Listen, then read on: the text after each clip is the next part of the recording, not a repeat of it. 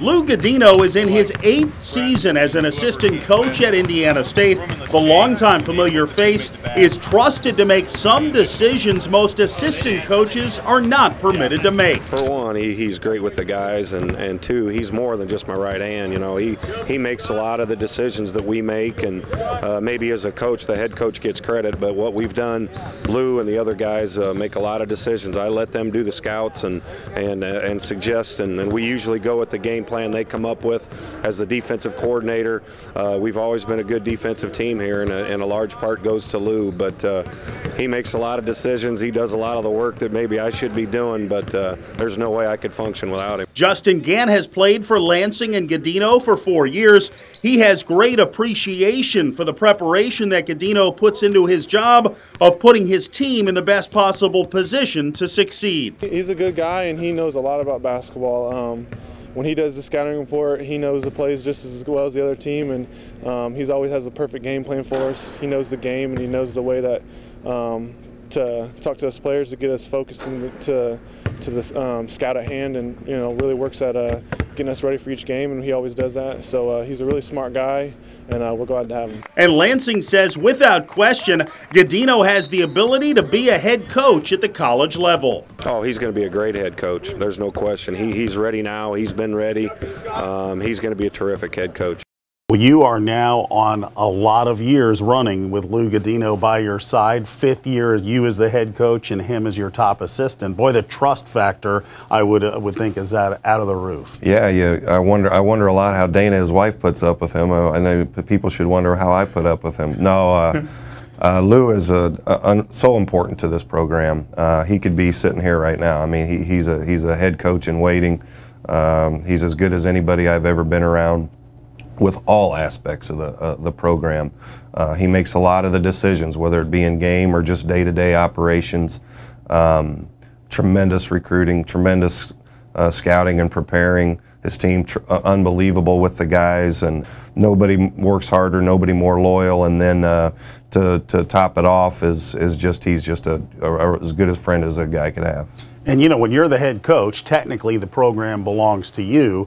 And when the program belongs to you and you still have the faith to allow your right-hand man to make some important decisions, that says so much. There's no question, and we don't argue a bunch. His opinion is usually right on, and he's a great sounding board for me. Whether it be life or whether it be something that we need to do with our team. We go with a lot of the successes we've had here as a program is a direct result of something that he thought we needed to do, and I feel that way about Marcus and even though TP's here just his first year. These are unbelievable guys that are both going to be great head coaches too, but I couldn't have a better staff. These guys are the best. I love being around them every day. I want to talk about your team defense, because there's a point in that Northern Iowa game you're down 46-40. Justin hits a big 3. You get a couple more baskets. You're able to keep Northern Iowa on their floor at 46 for a long time, and even after that,